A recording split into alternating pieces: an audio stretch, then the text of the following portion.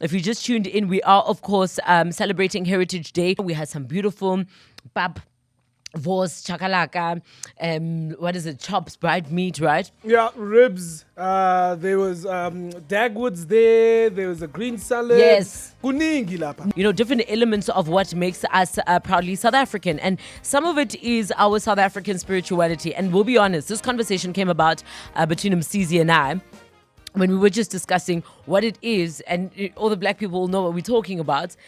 Our ancestors, they are always They're hungry. hungry. They're hungry. Like, so we're always having to provide something, right? Like somebody will see you and say, oh, your ancestors are upset because you haven't acknowledged them. You need to slaughter such and such. Yeah. And my immediate question was, do Caucasians observe the same sort of traditions, right? Do they have to acknowledge in that way? Not that I'm aware of. Just even not just white people, non-black people. So Yeah. the colours do You're that. right. Do Indians do that? You're Do right. the Asians do that? Because I was always seem hungry. But I've never seen a white friend of mine slaughter anything, and he's doing well, eh? Yeah, that's the thing. Everything's fine in his because life. what they say is you need to do this in order for things to go right Yeah. in your life. And the question is, our other racial counterparts are not having to do those things, or are they? Perhaps we we don't just know. don't know about Exactly. it. So joining us in studio, we have Gogo Nene, who is in studio. Yay! Thokoza Gogo. But there's also many elements, right, to spirituality. So we also have, can I call you a psychic medium, Shan? Is that okay? So Shannan Knox in the building as well. Thank you, ladies, for joining us. Gogo Nene, I'll start with you. And the very, again, obvious question just before you walked into studio. We were asking, what is it about black ancestry particularly that requires you to slaughter or to do whatever other practices are required to appease ancestors that is not necessarily required perhaps in other races? Yeah. Well, I would say that's a myth to begin with. Okay. That only black or African ancestors do offerings or sacrifices of animals. In simple terms, example, in Canada, for instance, on Thanksgiving, in the US, on Thanksgiving, every table has a turkey. Every table has a turkey because we are giving thanks, right? So they don't necessarily slaughter the turkey themselves, but it must be present at every Thanksgiving dinner. That is a sacrifice. Okay. And in terms of the practices, though, in why are we as Black Africans, South Africans, why do we practice slaughtering the animal? And I know in some traditions, like you have like parts of the animal there as almost a sacrifice, and perhaps you can even explain what that even means. What that means actually is that there is medicine for everything, for things that are spiritual and that are in the spiritual realm. The currency that indigenous traditional spiritual health uses is spirit. So the spirit of the animal is like the medicine that is sent out into the ethos to pay that penalty that needs to be paid, to acknowledge whatever illness needs to be acknowledged. So the sacrifice is the animal's breath that is sent off, and then the physical part of it is the bile. The bile, or inyongo, is what must be consumed by the person who's being healed. Let's face it, when you are hungry, you eat. You don't breathe in and say that, breath is going to fill your stomach. When you have a spiritual ailment, you must offer. This is according to, it's not that it's a must for everybody, but this is the explanation based on the indigenous cultures of slaughter or of sacrifice. I'm going to bring you in, Shannan. What then is your take on what Gogo Nene has just explained? Okay, so for me, I have two aspects. So one, I'm going to agree with her that it's not just an African cultural thing, but European. Over centuries, if they've worked with spirit, They would have the Nordic, the shamanic. They would have the Celtic in the UK, and they would all be pagan, or they would all be working with the earth and the medicines and the animals and all that as well. But from a psychic medium perspective, we still do offerings, but we don't necessarily do offering in blood. We do offering in different ways, and that can come through many different things depending on what you're doing and why you're doing it. Again, I don't necessarily need to do a offering because... But why? So I think that's what we're trying to understand. So why then does, I imagine... But in Freemasonry, for example, sacrifices are done. They are just not done in your face. They're just not done as a culture. Sacrifices are huge in so-called Western European cultures, not just cultures, but actual spiritual order. Catholics, in many ways, have sacrifices. Freemasonry, as I said, have sacrifices. You will just never actually know about it. It is even in Illuminati scenarios, the sacrifice, and to the extent that it's sometimes human sacrifice, to the extent that it is, well, you say it's dark, but according to their belief, it's light. It's sort of along the lines of, for this particular purpose, this is the sacrifice that needs to be made to such an entity, or to such an ancestor, or to such a deity, right? I think if we move it away from sacrifice just for one second and just go bigger. So let's talk about ancestors in general. And I think to bring it closer to home, like myself and Thando were talking about, it seems like our ancestors are always wanting to be acknowledged. So this was said to me very recently. That's not true. I was told that my ancestors are kindly not happy. They need to be acknowledged. And funny enough, the lady who had said it was a white lady who had said it to my wife. Yeah. And so I wonder why. And this is just, if you think about our cultures in general, it seems like there's a lot of focus on our ancestors and our ancestry. And when I look at, I guess, my white friends, who are there, many of them, it's not quite a big focus in their lives. Yeah, and but things that's seem to be a fine. perception that's not really true. If you look at European families or white families, they have a masigo where they actually attend to the dead to the T, where every Sunday or once a month I must go and put flowers on my father's grave. But how it's conveyed is different, right? How it's conveyed is different. So they will go and put flowers on the grave, whereas it feels like in most black instances, it's like, you are bad, you haven't done this, you need to do this in order to fix. This is why your life is going apart. Right. Well, that also, you must be able to separate what's culture and what's actual indigenous practices of spiritual practices. And in a lot of what's going on with the sangomas today, it is about marketing. It is about making you afraid so that you can pay for such and such and such. It's very fear-based at the moment, in the last however long, especially since the advent of apartheid and so on, where the real practices were hidden. And the real truth of the spiritual enlightenment was suppressed. So a lot of people missed this understanding of Isintu and the traditional way, and even spirituality, because it's hidden anyway. It's spiritual. It's not, we can't see it in the flesh. So because of that, people that are now coming out of churches and so on, they are looking at sangomas or traditional practitioners as these magicians who, whatever they say will affect them, or they must adhere to whatever is being said out of fear. And then, of course, practitioners also use fear to make money and to make people do things. But innately, I'm not even as a sangoma allowed to solicit you as a patient and say, come and I'll heal you. You're not even supposed to do that. But the truth and the essence of the tradition is lost now. Okay, there's a lot to unpack here. We're hanging out with Gogo Nene and Shannan Knox, who are both in their own ways healers. Is that Yes, correct? Is that yes. correct? We're going to break down what the two ways are. And of course, if you have any question, we're having an open dialogue. We're not saying one is right, one is wrong. Of course, Yeah. each is, open to their own interpretation, understanding, agreement, disagreement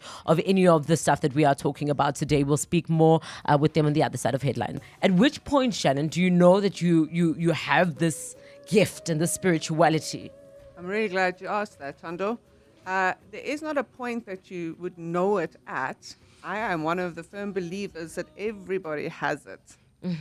And some of us instantaneously pick it up, and then we find teachers, and some of us will not be sure what's happening and still find teachers or guides to guide us. But I honestly believe that every single person is able to connect to spirit in whatever form they choose. I agree with that, because my thing is, like, my ancestors, and how I like to think of it is like my father's late. He's my ancestor. Surely he doesn't need a Shannan to speak to me. No, Like, you no. know what I mean? That's for me. I don't know. Do you want to add on to that? But sometimes you do need a little help from someone who has the facility to connect to a deceased member of your family, because for some reason or another, your father is not coming to you. Perhaps your dream channel is closed. You're not dreaming of him. There's no connection with him somehow, or there was trauma.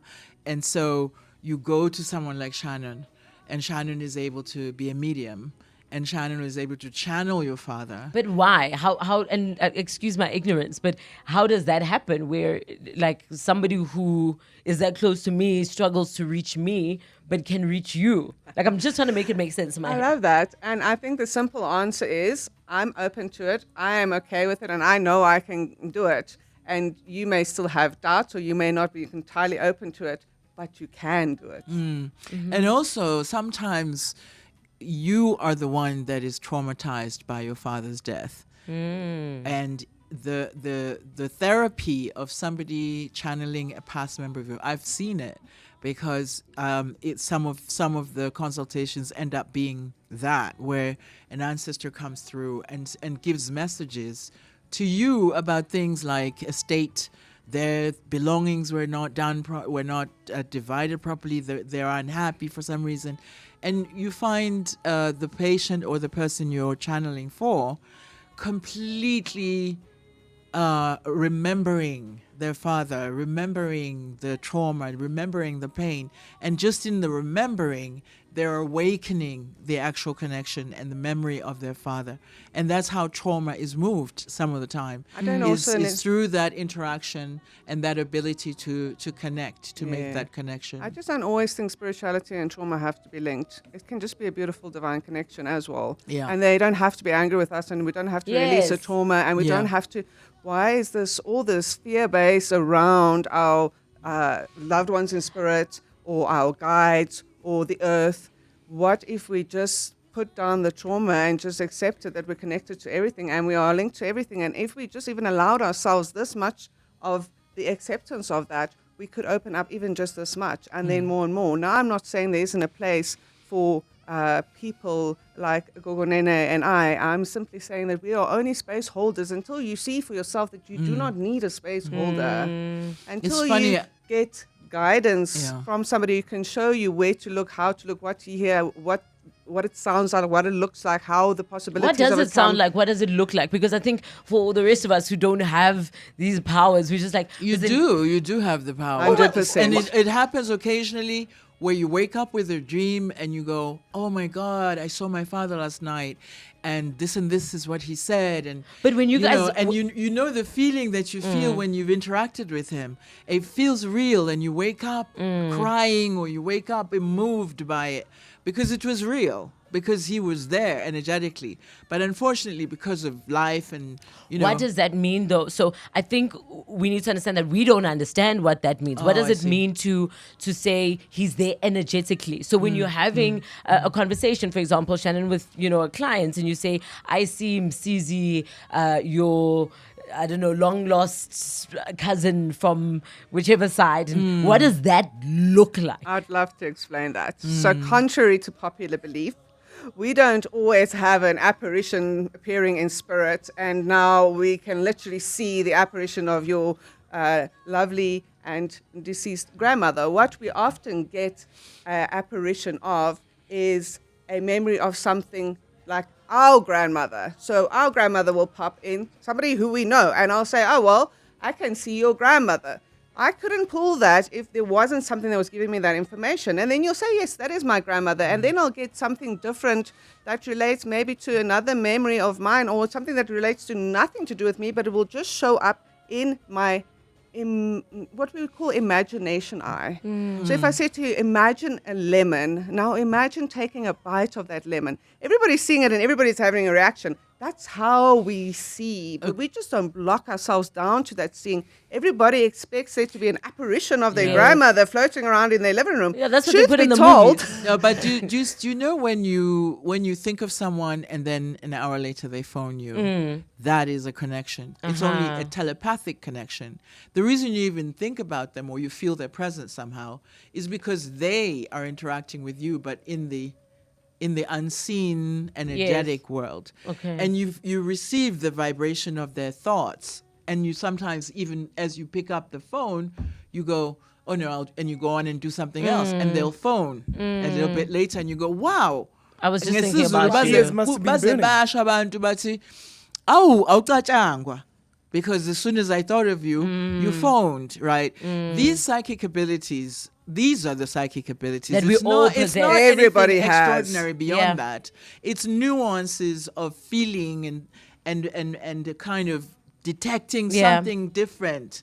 And you feel sometimes it even comes over you in a physical way, where suddenly you have a thing, a headachy kind of a signally kind of a thing. And then the next thing you know, you get news that somebody had an accident, and you go, wow, it just came through me. It stabbed me in the heart. I felt a little pain, like something was up, something was going on. We have the facilities. Yeah. If you just tuned in, we're hanging out with Gogo Nene and Shannan Knox. Of course, tomorrow is Heritage Day, so we're speaking spirituality in a South African context. Again, it's open to discussion. Any questions, any ideas, what your feelings are, your so-called misconceptions, if you will, or there's nothing such as a stupid question. On 011 88 38 947. Sita, good afternoon. Good afternoon, Thando. Talk to us, Sita. My daughter got missing. Last I spoke to her was the 1st of July, and during the middle of the month, she normally phones, and I went to look for her, couldn't find her. Her husband didn't inform me that she was missing, so I had to report her missing. So it's 84 days now that she's missing. She's 35 years old. I'd like some insight where, I've been running, I've been working my head up, I'm stressed, I cry, a lot of dreams also about her, but I have no way to find her. I don't know if Gogo and Shannon, you guys have any questions for Sita? Sita, firstly from my side, I'm sorry to hear that you're having this experience. I think off the bat, there's so much here that it would be difficult to just go right in there and be like, oh, well, you know what, maybe look here or there. If I had to be honest with you, from my perspective, what I'm really getting right now is that there's some sort of information either missing or hidden. And without making it sound ominous or putting you in a place of fear, I do feel like something will be coming to light, but to not give up hope and to just follow that, the dreams that's coming through to you from her, and to follow that like intuition that you're getting, or what they would call even a gut feeling. And even if it feels silly or unrealistic, or you would never think like that, if it is coming through or she's trying to connect to you in some way, then just trust that and follow that and see if that is bringing you closer to finding her. There is something that I am seeing, and it has to do with a document, a piece of paper that has some writing on it, but it's not sort of handwriting or a sort of informal writing. It's a piece of paper that seems to be connected to money, insurance, connected to something that has to do with her defying her father in some way. There was a discussion or a dispute between her, a male that seems to be a father figure to her. And in that dispute, she felt that she did not belong to him or was not his. And this piece of paper seems something like a paternity a test or a paternity, her disputing her paternity in some way. Was there an argument in the family about who her real father is? No. No, there wasn't such a thing. She's married and she's got 2 kids, which, no, there's nothing about her paternity. Are you aware at all of anything that might have happened between her and the husband and the children, and paternity dispute possibility between them about one of the children being his or not? I have heard something from someone who said that he could be the father of the baby, the 7-year-old. The 7-year-old, he could be the father. Who could be the father? Her husband? This old man. I don't know who's this man. Someone Yes. came to you and said that... No, they didn't come to me. They went to the welfare. The welfare told me this when I was trying to get the children to my side. Yes. And through the welfare, social services people... Nothing has been done.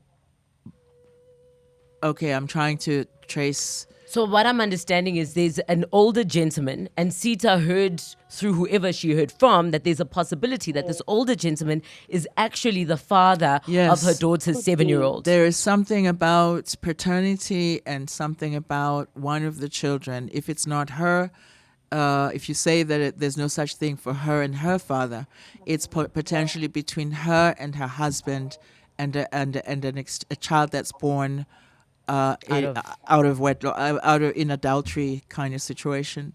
And there are papers that are going along with this story. So there's something that someone has done possibly to prove paternity, because there's a document that is sitting in somebody's hand that is also just shriveled up a little bit. So this person has sat with this document for some time. Deliberating as to whether they should come clean about being the father of this child. Sita, does that mean anything to you? I confronted that old man. He says that he hasn't paid for any paternity. It's a very old story, and he's proved it in court, and I don't understand when, because the welfare lady told me that this never happened as yet.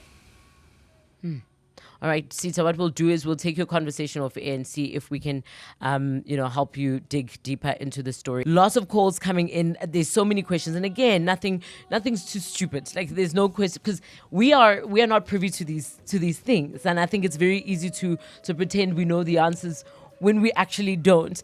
We've got Makosi on the line. Makosi, good afternoon. Afternoon, guys. How are you? Good. How are you doing?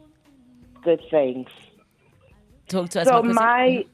my comment is a comment and a question. The first thing I want to just ask the question to the Gogos, that in terms of our clan names, are they linked to spirituality in some form? Because I've personally experienced when somebody's reading my clan names, I'm getting goosebumps. I'm feeling this other warm feeling in my heart or whatever, and it's almost like there's a presence around me. So that's a question I wanted to ask. Then in terms of the comment is that, why do we demonize African spirituality so much? It's got such bad publicity, if I'm going to put it like that. And it's linked to darkness and tarata and all those negative things. And I liked how Ishara Ilem, they actually portrayed how, as much as, yes, people were doing bad things, the negative things, if you look at the Ndwandwe clan, but at the same time, everybody in the series was against it. Nobody was like, oh yeah, we like that, what they're doing, we enjoy what they're doing to people, and it's right. And they dealt with it to show that it's not something that we are one with or that we agree with. For example, ancestors are disgusted in terms of if you do things like uktarata. That's why they'll turn their backs on you and they'll block you and all of those things. So why are we getting bad, us people who believe in ancestors getting bad PR as if I'm out here slaughtering cats and I have a pentagram in my bed? All right, I'd like to take the Sagazelo one, the clan Yes. name, the clan name. Clan names are just calling, Peter, Jane, Joseph, Rudolph, Michael, Stefan, all the people that are your came before you, lineage. Yeah. yes. So just like I am Sbongile, if I were a man, my daughter is Kaya. Therefore, kuzotiwa ukaya kasbongile. And so it goes back like that. So as you are calling all of these people, obviously you're calling all of the people that have lived before, and they happen to be my bloodlines anyway. So of course it will make your hairs stand, or it gives joy because you're talking to people, or you're speaking, you're hyping people who are part of your family. But they don't have a spiritual connection in the same sense that most people understand it. They have a connection in that they are a historic record. They say that Sbongile gave birth to Kaya. Yes. Kaya gave birth Like a to family someone tree. else. Yes. Like a family tree. Yeah. On that note of clan names, I'm just interested to know, there was a constitutional ruling that men can now take on their wives' surnames. And, just on clan names, what does that mean spiritually? Because, a lot of Zulu men particularly called in to say it makes absolutely no sense in a traditional spiritual way. Well, in Zulu society and in most African society, it is the man who speaks to the ancestors, who speak Msamu, who communicate with the family that's no longer living, and the females have a very different role. And some of the time, the role of the female, or the female being and her responsibilities and everything else, are endangered by certain things that men have to do, that have to do with the spirituality of the home. So the female does not get given responsibilities that have to do with speaking, honoring the dead, speaking and announcing a new birth, announcing a death, and doing all of that sort of thing. So in our traditional term, the male is the one that carries In the instance, and I don't mean to be controversial, but in the instance of a same-sex marriage, where there is no man in that marriage, what then? it would not be recognized in a traditional wedding or marriage rather. And spiritually, Shannon, how is that recognized? From my perspective, spirit is both masculine and feminine. And so anybody, regardless of their physicality, can show up in either. Okay, is that why? I mean, some people argue that some females have more male energy. 100%. So, But also, I have to say that in Zulu tradition, the existence and also the acknowledgement of the LGBTQ community is ancient. I have my grandmother who died at 96 4 years ago or so, and she would tell me stories of how their communities would have men and women who a man would be married to other men, especially Mkomazi near Durban, where a woman would have a polygamous marriage with other women. Even now, in my area in Melmoth, Kunomamhlongo, she's married to 4 or 5 women. But even in ancient times, this was unqugumbili was a known phenomenon, Yes. and this is a different type of. Then it's not just a gay situation; Yeah. it's an actual physiological difference. Okuthiwa unqugumbili. And other types of relationships, and even in settings like she spoke of, Yes. settings like the Shambe Church, which she belonged to, that Ushembe recognized a gay couple that would travel through all the pilgrimages with them, and they knew them, and they were comfortable even Yes. with. Sorry, Gogo Nene, we are almost out of time. Shannon, I just want you to finish off your points. Yes. so from my perspective, we cannot take mind concept and translate spirit. And the moment we try to conceive of a man-made concept and we try to describe spirit, we are removing the whole purpose of spirit from it. So we will always get ourselves caught in a little spider web. If we can just stop making it human, we can have a relationship with spirit regardless of our human concepts. Yes. But the moment we dumb it down into mind concepts, we've lost the plot. All right. We do have Natasha, and it will be the last call that we take. We are a little bit late for news. Mongezi, forgive us. Natasha, your question is around a calling versus Christianity. Exactly. Yes. So I've got a gift. I've communicated with different people that I have supported. It's not something that I go out and do. They literally come to me. And I've been really struggling with Christianity and the gift because according to the Bible, you're of the devil if you do have that gift. And people actually shun you. They look at you differently. So how do you cope with that? Where do you find that inner peace between your gift that I believe has been gifted to you by the universe and Christianity or faith? I love that question. So if I could just answer that from my perspective, having grown up in a very Christian home, I can totally relate to you in having the fear of being ostracized from the community. It really touches my heart to hear you raise this question. I honestly believe that, again, if we take a concept like spirituality, spirit, the universe, and we try and translate it through the mind, we are going to lose it. So I don't believe that it is right or wrong. If you have a gift and you choose to use your gift, do it from your heart, do it from the best place possible. And there will always be naysayers. It doesn't matter whether you're in the African tradition and you're doing the sangoma path and now there's naysayers, or whether you're in the Christian path and there's naysayers from the spiritual path, or vice versa. We're always going to come up against some blocks. But it's to do it regardless of the block, with love for yourself and those that you're doing it for, because at the end of the day, we get to choose, and we cannot rely on others to provide us with our happiness. Once they see that we are safe, once they see that we are happy, they will find that place within themselves more often than not. And if they do not, it is also okay. Gogo Nene, very quickly. We were just discussing this earlier, Yes, right, we Sharman? were. That contrary to popular belief, Europeans were also oppressed by religion. They were indigenous in their own spiritual practices. They were pagan, some of them. The Celts, especially the Druids. There are all kinds of spiritual traditions that come out of Europe that were also ostracized. We're talking also about the fact that for 200 years, the sort of overriding system started to hunt people who were gifted like yourself and burn them at the stake in front of communities to show them that we do not want such people anymore.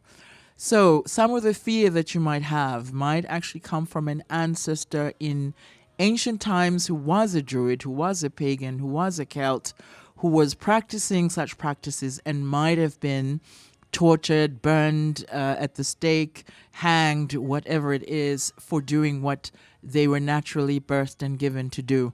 And if you were able to find the ancestral records, to find what kind of pain or hurt or fear they might have, you will overcome the fear of the Christians around you, and you will have integrated the ancestor and healed the ancestor to say it's okay to live in this world and to be, in your own beliefs whilst you live with other traditions or cultures or religions. Natasha, right. I hope that answers your question. Thank you so much for the call. We are out of time, Gogo Nene and Shannon. We could talk about this literally all night. Thank you so much for joining us as Gogo Nene and Shannon Knox, of course, discussing spirituality in the South African heritage sense. 947 Drive with Thando. This is 947.